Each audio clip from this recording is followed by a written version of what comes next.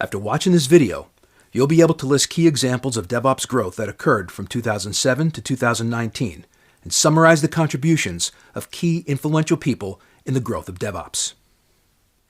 I'd like to take you through a brief history of some significant events in the early DevOps movement and point out who the key influencers were.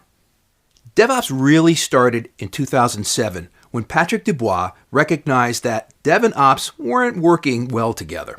He wondered if there was a better way. The next year, at the 2008 Agile Conference, Clay Shafer created a birds of a feather meeting to talk about Agile Infrastructure. Shafer didn't think anybody would come, so he did not show up to his own meeting.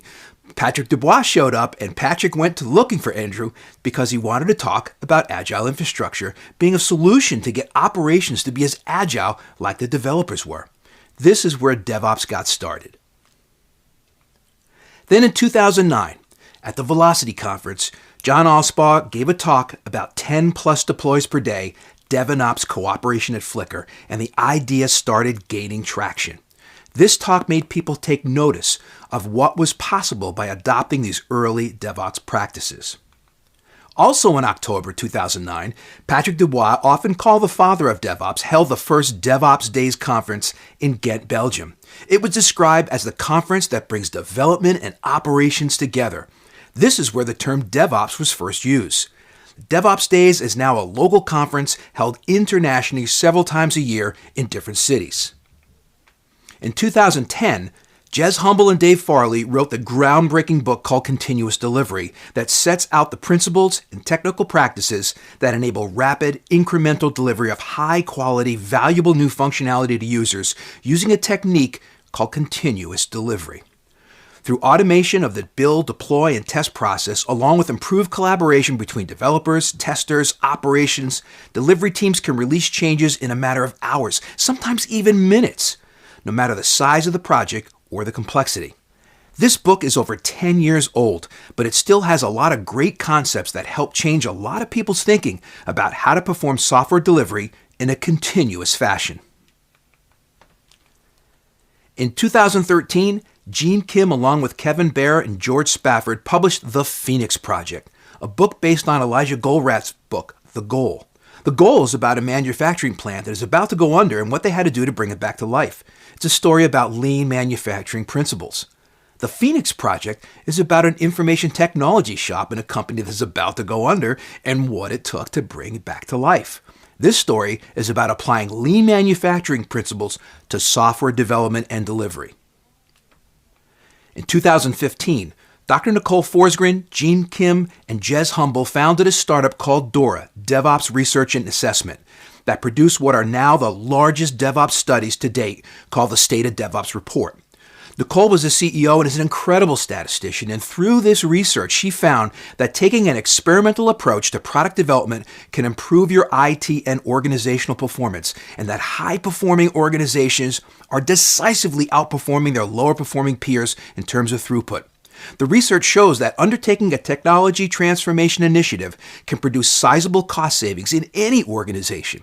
If you haven't read this year's State of DevOps report, I strongly urge you to do so. The DevOps Handbook was published in 2016. It was written by Gene Kim, Jez Humble, Patrick Debois, and John Willis as a follow-on to the Phoenix Project, and it serves as a practical guide on how to implement the concepts that were introduced in that book. John Willis, by the way, worked at Docker and Chef back then and is a DevOps Days coordinator after being at the original DevOps Days in Ghent 2009 with Patrick Debois. If you only read one DevOps book, this is the book to read.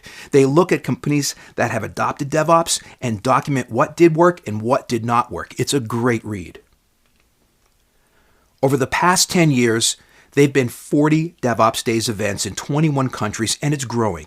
Patrick Debois was the lead for DevOps Days from its inception in 2009 until 2015, and then Bridget Krumhout became the lead in 2015. She's also a co-host on a very popular podcast, Arrested DevOps. If you don't listen to it, you should. I've learned a lot from listening to Bridget. She's heavily involved with the DevOps community. She stepped down in 2020, but stayed on the advisory board of DevOps Days, and it is a great event. I got to attend DevOps Days in New York City in March of 2020, and I loved every minute of it. These are some of the major influential people in the early DevOps movement. Patrick Debois, Andrew Clay Shafer, John Allspaw, Jez Humble, Gene Kim, John Willis, Bridget Crumhout, Nicole Forsgren. They weren't the only ones, but they went out and made a difference. They showed us how DevOps can be impactful. They explained that it's all about changing culture, not just about tools. They explored measurements and the idea of changing how you work. These are the early pioneers. Why is this history important? It's important because DevOps was a grassroots effort started by people like Patrick Debois, who just wanted to eliminate the roadblocks in software delivery and figure out how can development and operations work better together. Damon Edwards, who co-hosted a podcast with John Willis called the DevOps Cafe, said it best in his talk on the short history of DevOps way back in 2012. DevOps is from the practitioners by practitioners. It's not a product, a specification, or a job title. It's an experience-based movement that is decentralized and open to all. People were beginning to realize that DevOps was a better way to work. In this video, you learn that Patrick Debois started the DevOps movement in 2007 with a simple idea of getting development and operations to work better together. DevOps grew through the efforts of influential people such as Patrick Debois, Andrew Shafer, John Allspaw, Nicole Forsgren, Bridget Crumhout, Jez Humble, Gene Kim, and John Willis.